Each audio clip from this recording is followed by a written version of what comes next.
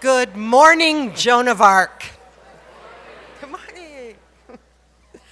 My name is Julie Madden. I'm on staff here at St. John's, and it is, all right, we've got a heckler in the front row who we will deal with. It is my pleasure to welcome all of you, including wherever you are on your journey this morning. Our gospel today is the Beatitudes, which is a primer for turning the world upside down, which is how apparently we are supposed to live. And we have found an exemplar of that from just down the street. Rabbi Michael Latz is the senior rabbi at Shir Tikva congregation, just down on 50th and Girard. And we have been connected with him through many, many years here at St. Joan of Arc. In our justice ministries, in our youth ministries, our 10th graders visit Shir Tikva and are warmly welcomed there every year. And he is truly a prophetic voice, and a voice that has never lost its joy or humor through the years of justice work. Rabbi Latz is married to Michael Simon, and he is the dad to Noah and Liat. And today he is here with us to share two stories from Exodus and how we must choose to build something loving and beautiful and just together if we are going to survive together. Michael taught me a new word this morning, hashkifah. Say it with me, hashkifah. He said it's kind of an outlook, a way of seeing the world. And I would like to think that we share a hashkifah with Shir Tikva and with our guest this morning. Please welcome our dear friend, Rabbi Michael Latz.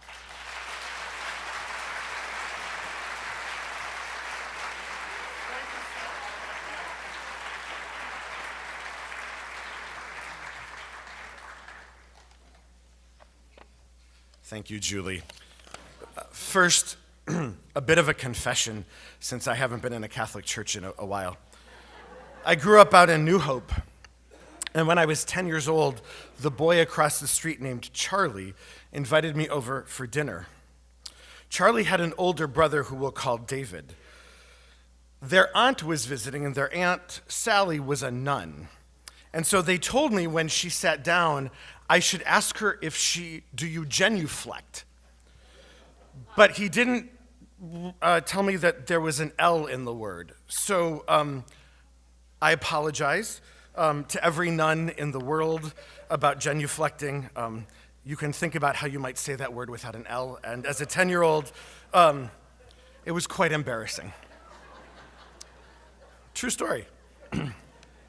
It's a tremendous honor to be here with all of you, and I wish to extend my deepest gratitude to your leadership, to Julie and my dear friend Cynthia Mann, and to your priests, not simply for being great colleagues, but as many of you know, after the shooting of Tree of Life Synagogue in Pittsburgh last October, you were among the first people to show up, to stand with Shir Tikva and the Jewish community of the Twin Cities. And so on behalf of my congregation, the people for whom you stood in candlelight vigil, to light up one of the darkest moments of our recent history, I hold my heart in my hands and I offer thanks. Thank you.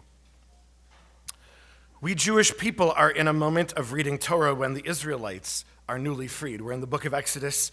I highly recommend the animated version of the movie as opposed to the Charlton Heston movie. We find ourselves in the desert, awaiting God's instruction for what's next. And we must help decide what we are going to build together.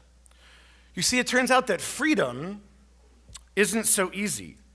God calls Moshe, Moses' Hebrew name, Moshe, up the mountain for 40 days. Now I admit, I'm a little jealous. You too, 40 days of solitude, quiet, no teenagers in your home whining or complaining, no carpools, no dishes to wash, no tweets to deal with, no laundry to fold. It sounds, for lack of a better term to me, divine. But the experience of the newly freed Israelites left behind was anything but fabulous. They were frightened, terrified really. The structure and the systems of Egypt were gone. Slavery was bad, the unpaid labor, the inability to worship God, the constant beatings. But in Egypt, they knew where their food was coming from.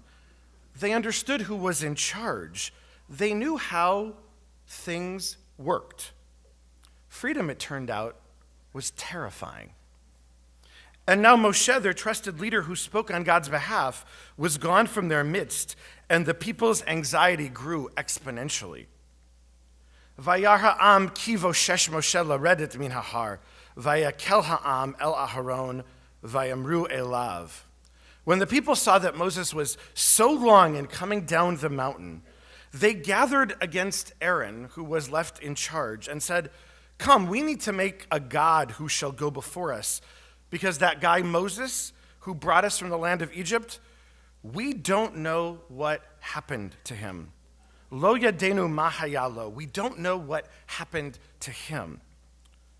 In the time that Moses was communing up the mountain, the people were frightened. They lost their leader. They were in despair.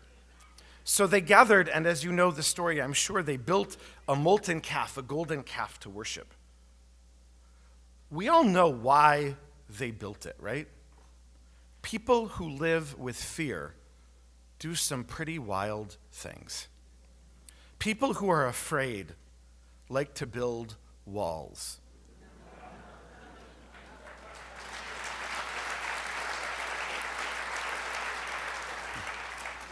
Oh, wait, there's more. We know how this story continues. Moshe comes down the mountain, and in a fit of rage, history's first epic temper tantrum, he smashes the stone tablets with the 10 Commandments on them.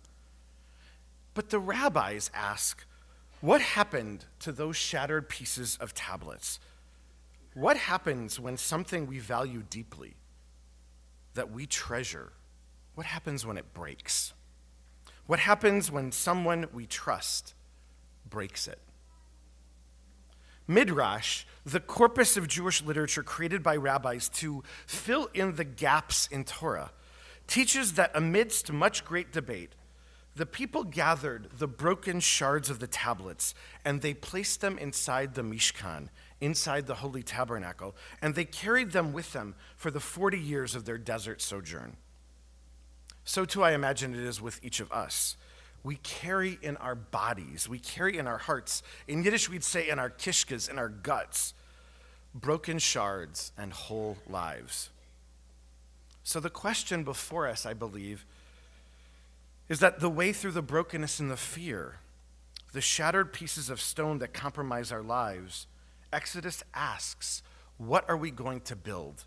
Are we going to build a golden calf and worship walls and barriers and disgusting violence? Or are we going to build a mishkan, a tabernacle, a holy place where God can dwell? I would argue that it's the choice before us today in 2019.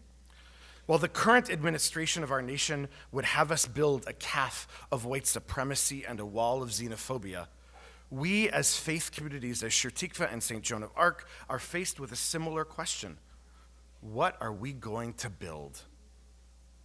The great leader, poet, activist, thinker, and human rights giant Audre Lorde of blessed memory once said, "When I dare to be powerful, to use my strength in service of my vision, then it becomes less and less important whether I am afraid." To use our strength in service of our vision. Rabbi Jonathan Sacks, the former chief rabbi of Great Britain, yes, there in fact is a chief rabbi of Great Britain. I love my job at Shir Tikva, but I gotta tell you, like, chief rabbi of South Minneapolis. All right, okay. He says that there's only one solution to this conundrum of what do we build. We must make the people the co-architects of our own destiny, to get us to build something together, to turn us into a team, and just show us we are not helpless, that we are responsible and capable of collaborative action. Genesis begins with the divine creating the universe as a home for human beings. Exodus ends with human beings creating the Mishkan, the holy tabernacle, as a home for the divine. So I ask us this morning, in this holy community, a slightly irreverent rabbi to my deeply pious Catholic friends, What are we going to build together? Our immigrant neighbors are terrified because this administration has taken Pharaoh's heinousness and put it on steroids. How will we build a world together based on a foundation of love thy neighbor, a text we all share? Native people in this country are hungry for recognition and reparations. We are standing or sitting today on sacred Dakota ground. What will we do to build a society that seeks to repair what our ancestors busted and from which we white people still benefit? Women across the land are crying out, "Me too." And I'm talking to the men in the congregation right now. These are our sisters and our wives, our daughters, our mothers, our neighbors, and our friends. How are we going to take responsibility to dismantle the structures of sexism and patriarchy and celebrate and trust and respect the women in our lives and in our community in their full, glorious humanity? Guys, that is on us. White nationalism, thank you.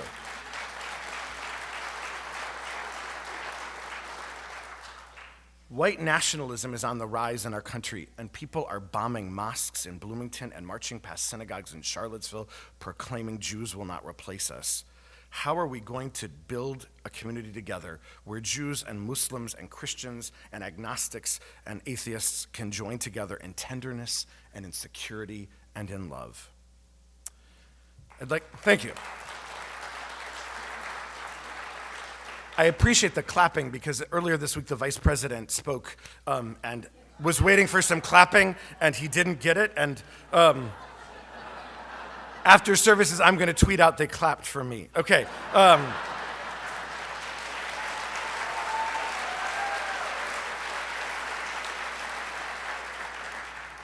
I'd like to close with a story about a nice Jewish doctor. Dr. Jeff Cohen works at Allegheny Hospital in Pittsburgh. And on Saturday, October 27th, he was on call. He learned of the shooting at the nearby Tree of Life Synagogue. Dr. Cohen, a member of the congregation and in community with the 11 people murdered in their synagogue on that Shabbat morning, spent that day operating on a man with bullet wounds.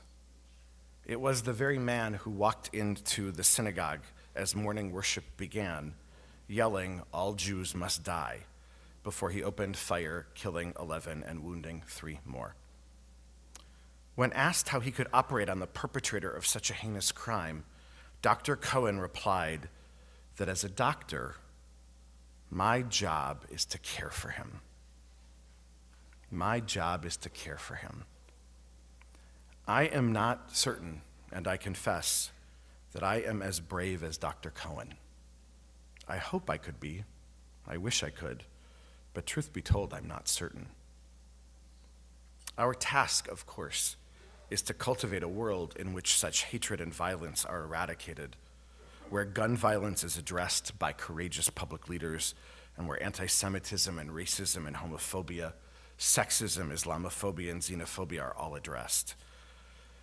But I believe our task together, our task as courageous people, is to cultivate our moral imagination, to grow a moral ethic centered on human dignity, to engage in such potent conversations about the deepest purpose of our human existence, to address the real pain in the world, to look at the people who are left at the base of the mountain, who are deeply afraid and terrified, and to show up for them and with them, relentlessly, courageously, and creatively, with the fiercest weapon at all of our disposal, our hope.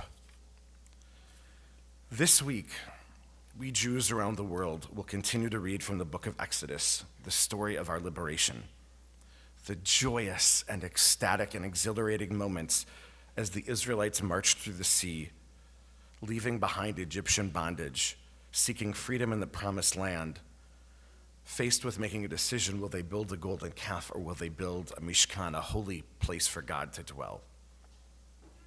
A few weeks ago, we participated in a Sabbath known as Shabbat Shirah, the Sabbath of song, and the words that we are called to read, to sing, are known as the Song of the Sea. Like our ancestors, it's time that we as Shir Tikva and St. Joan of Arc, we in Minneapolis and we in Minnesota and in America, we humans sing to the world a new song of the sea, a new song of liberation and hope, of justice and compassion, of human dignity and respect for our earth. It's time to start singing, my friends, a song where we know our neighbors, where we ask the waitress or the waiter who serve our food what their name is. A song where we address the racism that infects the water we drink and the air we breathe. A song that seeks to repair a Minnesota built on the backs of African slaves and Native peoples. And so in this month where we sing this song of the sea, I pray that you and I, together we make justice flow into a sea of righteousness and work together for liberation and dignity for all of our neighbors so that we can take the central words of Torah, ve'ahavta l'reacha kamocha, to love our neighbor as ourselves, not only with theological seriousness, but to transform it into the great moral policy of our day. Thank you.